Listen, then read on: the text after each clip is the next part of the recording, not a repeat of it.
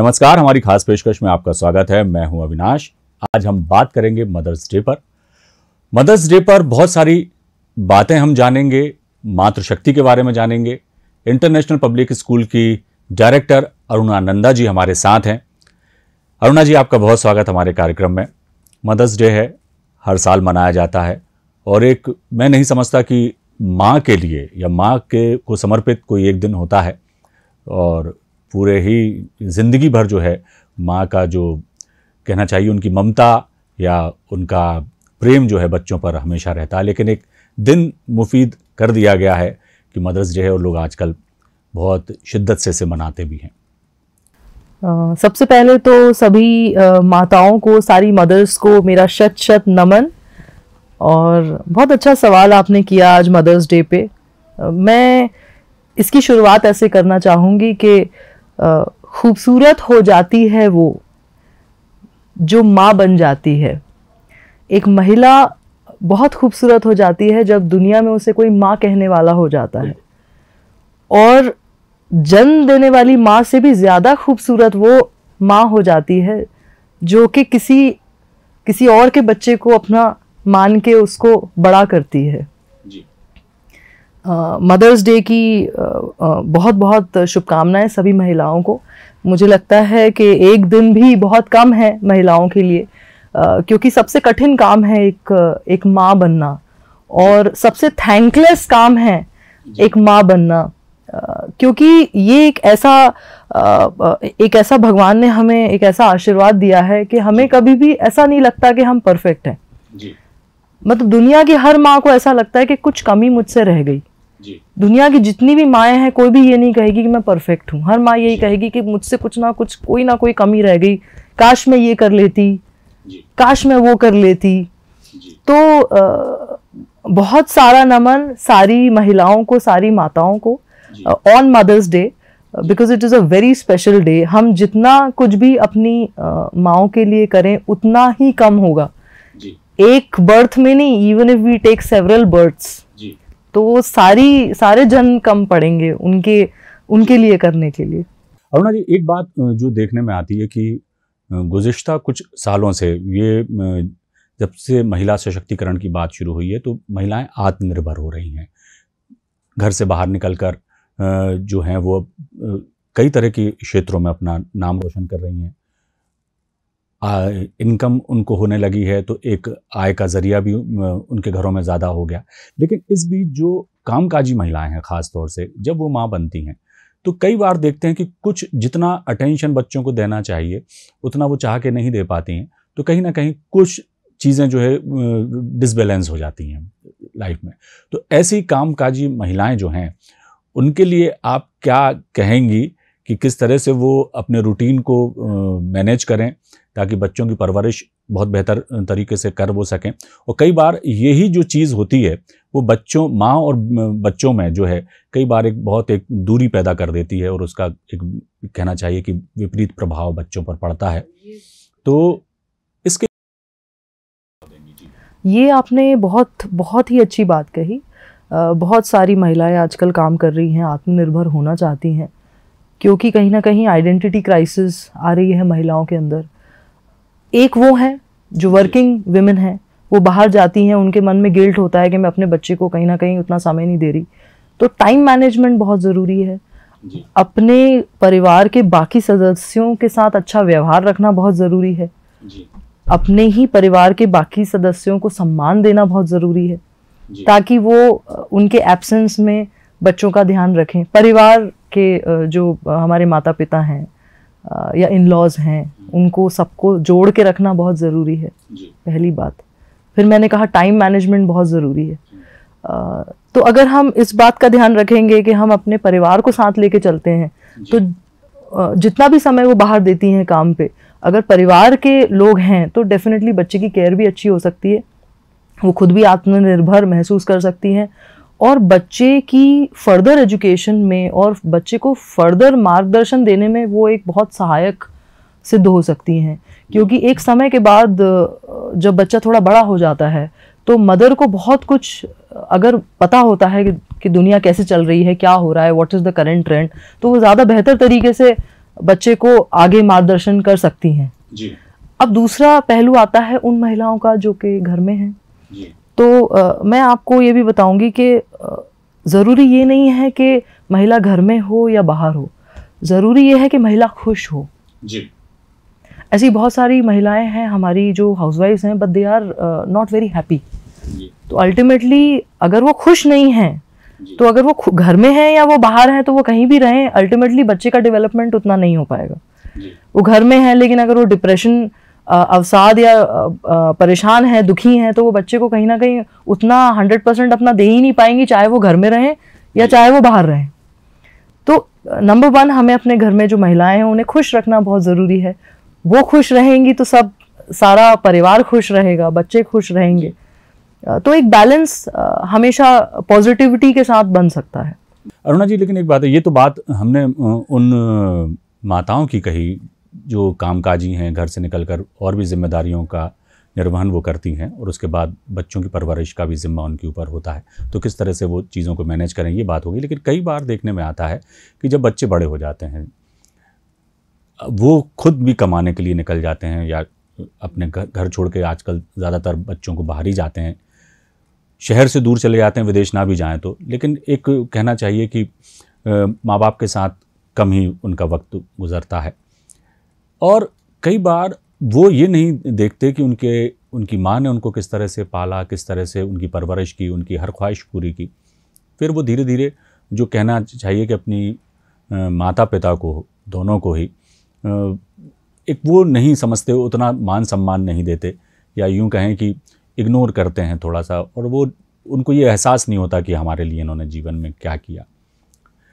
ऐसे बच्चों को, और ख़ास तौर से जब सोशल मीडिया में लेकिन बहुत एक्टिव रहते हैं, मदर्स डे आया नहीं कि अपने से मेरी माँ और ये तमाम तरह की चीज़ें, दिखावा ज़्यादा हो गया है, लेकिन वास्तविकता जो है वो कहीं अलग है। ये कई बार समाज में ये विसंगति आती दिखाई दे रही है, क्या कहेंगी? इस पे मैं बोलूँगी कि एक तो समय का चक्र बड़ा बलवान है जी। कि बच्चे, जब माएँ अक्सर कहती हैं बच्चों से कि जब तुम खुद पेरेंट्स बनोगे तब तुम्हें समझ में आएगा कि हमने क्या किया है तुम्हारे लिए। तो कुछ चीज़ें, कुछ मैच्योरिटी होती है जो बच्चों में थोड़ा समय लगता है आने में, बट सूनर और लेटर वो ये समझते ज़रूर हैं कि उनकी मदर ने या उनके फादर ने उनके लिए क्या कंट्रीब्यूट किया है। बहुत ज़रूरी है कि हम अपने बच्चों को बहुत प्रेम दें। कहीं ना कहीं पेरेंट्स की तरफ से बहुत ज़्यादा समय नहीं दे पा रहे पेरेंट्स, और इस रीज़न से भी बच्चे दूर जा रहे हैं। एज अ मदर ये बहुत ज़रूरी है कि हम ये समझें कि बच्चे की समय समय पे नीड्स क्या हैं। क्या हम बच्चे को हर उसके उम्र के हर पड़ाव में क्या हम उसे गाइड कर पा रहे हैं? कई बार हम महिलाओं में एक सोच होती है कि हमने तुम्हारे लिए कितना किया था, तुम्हें क्या पता हम कितनी रातें जागे हैं तुम्हारे लिए। ये तो बच्चे को कभी याद नहीं रहेगा, और ये हमारा सैक्रिफाइस है, ये एक हर माँ का सैक्रिफाइस है जो बच्चे को कभी पता ही नहीं होगा कि मेरी माँ ने मेरे लिए क्या क्या किया था जब मैं छोटा था या छोटी थी। हमारी सभी मदर्स से साथ ये भी है कि हम और प्रेम दे बच्चों को, और उनकी हर एज पे उनकी ज़रूरत को समझने की कोशिश करें। जब हम उनकी हर एक ज़रूरत को किसी ना किसी तरीके से फुलफिल, किसी ना किसी तरीके से कर पाएंगे, चाहे वो मार्गदर्शन हो गया, चाहे वो इमोशनल सपोर्ट हो गया, चाहे वो मॉरल सपोर्ट हो गया, तो बच्चा मदर की तरफ ही खिंच के आएगा। वो चाहे कितना ही सोशल मीडिया में चला जाए, वो दुनिया में घूम के आ जाए, वो देश विदेश चला जाए, लेकिन अंततः उसे माता और पिता ही याद आते हैं। बिल्कुल सही कहा आपने। लेकिन एक चीज़ और भी है कि जिस तरह से बच्चे हैं वो सोशल मीडिया का जिक्र हुआ, तमाम चीज़ें हुई, लेकिन एक माता पिता का कर्तव्य तो वो निस्वार्थ जो हैं अपना निभाते हैं, लेकिन बच्चे कहीं ना कहीं स्वार्थी हो जाते हैं। और आप इस बात से भी इत्तेफाक करेंगे कि जनरेशन गैप आज का नहीं, हमेशा से रहा है, लेकिन अभी का जो समय है इसमें इस जनरेशन गैप के साथ साथ बहुत सारी ऐसी चीज़ें आ गई हैं। टेक्नोलॉजी जो है वो हितकारी भी है, लेकिन उसके दुष्प्रभाव भी सामने आते हैं। तो बहुत सी चीज़ें समाज में इस इंफॉर्मेशन टेक्नोलॉजी ने भी बदल दी है। हाई टेक हो गए हैं लोग, बहुत ज़्यादा मटेरियलिस्टिक हो गए हैं, तो ऐसे में हमारे संस्कार कहीं ना कहीं पिछड़ रहे हैं। और ज़रूरी नहीं लगता आपको कि जो हमारी भारतीय संस्कृति है, संस्कार है, जो परिवार से मिलते हैं, उनका कहीं ना कहीं डेप्रिसिएशन हो रहा है, वो रिपेयर हो जाए चीज़ें तो हालात और बेहतर हो सकते हैं। और सिर्फ एक दिन नहीं, पूरी ज़िंदगी मदर्स डे लोग मना सकते हैं या अपनी माँ का सम्मान कर सकते हैं। ये बहुत अच्छा बोला आपने कि हमारी जो भारतीय संस्कृति है उसका अर्थ है कि हम एक साथ रहें, प्रेम से रहें, एक दूसरे को सम्मान दें। लेकिन लोगों का मन आजकल बहुत ज़्यादा मटेरियल गेन्स की तरफ जाता जा रहा है। तो मटेरियल गेन्स में वो इतने व्यस्त हो गए हैं और उन मटेरियल गेन्स का कोई अंत नहीं है जी। एक के बाद दूसरा, दूसरे के बाद तीसरा, और कोई शांति नहीं है मन की। तो वो पेरेंट्स को बहुत ही कम एज से या जैसे भी बच्चे थोड़े बड़े होने लगे तो थोड़ा थोड़ा उनको ये ध्यान दिलाना ज़रूरी है कि मटेरियल गेन्स की तरफ हम बहुत ज़्यादा ना जाएं, नहीं तो फिर हम सब चीज़ों से पिछड़ जाएंगे, माता पिता से भी पिछड़ जाएंगे और अपने आप से भी दूर चले जाएंगे जी। तो जैसे जैसे हम अपने इन मटेरियल गेन्स से थोड़ा सा एक संस्कारों की तरफ, एक हमारी संस्कृति की तरफ आते हैं तो अपने आप माता पिता से भी जुड़ाव होता है, सेल्फ से भी, स्वयं से भी इंसान जुड़ पाता है और समाज से भी जुड़ पाता है। और ये बात मैं और भी कहूँगी कि कहीं ना कहीं चूँकि मैं हर वर्ग के माता पिता को देखती हूँ तो मुझे ये भी लगता है कि हम माता पिता भी बहुत ज़्यादा मटेरियल गेन्स के पीछे हैं जी। तो जो जैसे कहीं ना कहीं हम हैं, कहीं ना कहीं उसी को ही बच्चा भी ग्रहण करता है जी। और महिलाओं को बहुत ज़रूरी है कि वो अपने आप को सशक्त करें इमोशनली, पहले तो बहुत ज़्यादा इमोशनली अपने आप को स्ट्रॉन्ग बनाएं, अपने आप को और ज़्यादा बेहतर से बेहतर अपनी नॉलेज को अपडेट कर सकें ताकि हर बात में उनका एक मत हो। महिलाओं का हर बात में एक मत हो। जब महिलाओं का हर बात में एक मत होगा तो जाहिर सी बात है कि बच्चे जब वो देखेंगे तो फिर बच्चे भी माँ को उतना ही इम्पोर्टेंस देंगे आने वाले समय में कि माँ का और एक महिला का एक, वो सिर्फ एक मदर नहीं है, she can always be consulted for things. लेकिन आप अक्सर देखिएगा कि बहुत सारे अन्य शहरों में आप देखिएगा, आपको ऐसा देखिएगा कि माँ सिर्फ माँ है जी। वो सिर्फ माँ है और कुछ नहीं है, कि वो जब एक माँ हो जाती है तो वो माँ के अलावा और कुछ भी नहीं होती है। तो उसके लिए हमें ये सोचना है कि माँ का कार्य केवल बच्चे को खाना देना या उसकी बेसिक केयर करना नहीं है, उसकी एजुकेशन में भी कंट्रीब्यूट करना है जी। उसको उसको आगे चल के सही गाइडेंस देना भी है जी। क्योंकि जब बच्चा 18 साल का हो जाएगा, 20 साल का हो जाएगा, उसको मदर की गाइडेंस पूरे समय चाहिए होगी। बिल्कुल। और यही रीज़न है कि क्यों एक उम्र के बाद बच्चा पिता के प्रति ज़्यादा इंक्लिनेशन होने लगता है उसका, क्योंकि बच्चा ये सही कहीं ना कहीं समझने लगता है कि मेरी अब जो प्रोफेशनल और साइकोलॉजिकल नीड्स हैं वो मेरे फादर से पूरी होने लगी हैं as compared to my mother. So mother को हमेशा वो एक वॉइड रहता है, एक फील होता रहता है कि कहीं ना कहीं अब मेरी क्या ज़रूरत है, ठीक है बेटा मुझे फ़ोन कर लेना, ठीक है बेटा मुझसे बात कर लेना। तो बच्चे को जब नींद आती है या इमोशनली जब वो कमज़ोर फील करता है तो माँ से बात करता है। तो मदर्स को बहुत ज़रूरी है कि हर एक उम्र के पड़ाव में हम बच्चे के साथ खड़े रहें। बिल्कुल। तो हमेशा बच्चा भी हमसे जुड़ा रहेगा और हम भी बच्चे से जुड़े रहेंगे। जी। इमोशनल अटैचमेंट तो ख़ासतौर से बच्चों का अपनी माँ के प्रति होता ही है, ख़ासतौर से बेटियों का अटैचमेंट कुछ ज़्यादा होता है। बेटे तो ऐसा है कि कमाने के लिए फिर निकल जाते हैं कहीं, तो उतना नहीं, लेकिन बेटियाँ माँ की तरफ उनका झुकाव ज़्यादा होता है। दोनों का ही होना चाहिए और सिर्फ एक दिन ज़रूरी नहीं है कि अपनी माँ को याद किया जाए या उनके ऑनर में कुछ किया जाए। पूरी ज़िंदगी यदि हम माँ के लिए कुछ करें तो निश्चित तौर पर हमें सफलता भी मिलेगी और उनके आशीर्वाद से हम फलेंगे फूलेंगे भी। खबर ये कार्यक्रम के आखिर में आप क्या संदेश देना चाहेंगी हमारे नौजवानों को जो चले गए हैं, पढ़ लिख के नौकरी पेशा हो गए हैं, वक्त कम दे पाते हैं अपनी माता को, अपने माता पिता को? ऐसे लोगों के लिए क्या कहेंगे कि किस तरह से वो उन्हें याद करें, उनका किस तरह से सम्मान करें ताकि उन्हें भी खुशी हो कि हमने जीवन में जो अपने बच्चों के लिए किया वो हमें रिटर्न मिल रहा है?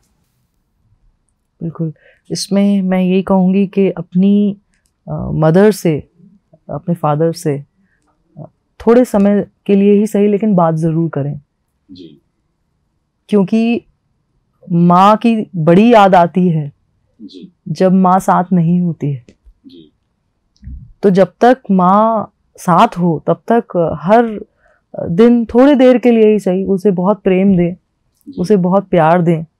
हो सकता है कि समय की इस रेस में वो कहीं पिछड़ गई हो सकता है समय से वो उतना गतिशील न रही हो जितना कि बहुत सारे दूसरे लोग आगे बढ़ गए हैं, लेकिन वो जैसी भी है वो माँ है और उसे प्रेम दें और प्रेम ही उसे चाहिए है जी। बस यही मैं कहूँगी। अरुणा जी, एक बात मैं पूछना चाहूँगा, जैसा आपने अभी बताया कि आपकी भी 2 बेटियां हैं और बेटियों को लेकर तो हमारी सरकार भी बहुत ज़्यादा जो है जागरूक है और हमेशा से यही रहता है कि बेटियों को आगे बढ़ाना है। लेकिन हमारे भारतीय समाज में एक जो क्या कहें एक सोच है परिवारों की कि बेटा होना बहुत ज़रूरी है। क्या आपको कभी ऐसा लगा कि 2 बेटियां हैं लेकिन एक बेटा होना चाहिए था? बेटा हो या बेटी हो, भगवान की कृपा होती है। मेरी 2 बेटियां हैं और दोनों जुड़वा हैं जी। और मेरा एक बहुत ही ब्यूटीफुल सा अटैचमेंट है उनके साथ। मैं इतना फुलफिल्ड महसूस करती हूँ उनके साथ जी। मुझे लगता है कि भगवान की असीम कृपा है मुझ पे कि ऐसा मेरे मन में कभी नहीं आया कि एक बेटा होना चाहिए या एक बेटा होना बहुत ज़रूरी है। और बेटी हो या बेटा दोनों ही बराबर हैं, यही मैं सबको यही कहना चाहूँगी। बेटियों से कैसा रिलेशन है आपका? किस तरह से वो आपके प्रति जो है जो कहना चाहिए कि हर छोटी छोटी सी चीज़ें भी आपसे ही बोलती होंगी।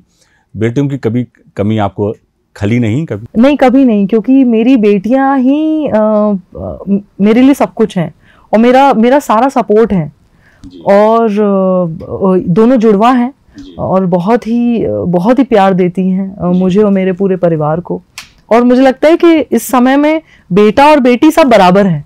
ये बहुत जरूरी है कि हम उन्हें एक अच्छा इंसान बनाएं, एक सफल इंसान बनाएं, और वो जब बड़े हो जाएं बच्चे तो हमें याद करें और हमें हमारे कंट्रीब्यूशन को याद करें कि हमारे पेरेंट्स और हमारी फैमिली की सभी मेंबर्स का कंट्रीब्यूशन इतना अच्छा था कि हम जीवन में इतना सफल बन सके। तो एक अच्छा इंसान बनना, एक सफल इंसान बनना ज्यादा जरूरी है एक बेटा या बेटी होने से पहले। तो आपकी सोच को और मातृशक्ति को सलाम करते हैं हम कि जिस तरह की आपकी सोच है वैसी हमारे समाज की भी सोच हो और बेटे और बेटी में फ़र्क ना किया जाए। और आजकल तो कहा भी जाता है कि बेटियां जो हैं बेटों से कम नहीं होती, और वो दिखा भी रही हैं हर क्षेत्र में कि किस तरह से वो कंधे से कंधा मिलाकर पुरुषों के साथ चल रही हैं। एक उदाहरण तो आप खुद भी हैं। तो बहुत शुक्रिया, हमारे इस कार्यक्रम में आपने शिरकत की और इतने अच्छी बातें आपने की और कई सुझाव भी दिए कि किस तरह से समाज को भी बदलना होगा, लोगों को अपनी सोच बदलना होगी, तभी देश और समाज और उनके बच्चे भी तरक्की कर सकेंगे। बहुत शुक्रिया। तो हमारी खास पेशकश में फिलहाल इतना ही। दीजिए इजाज़त, बने रहिए आप हमारे साथ। नमस्कार।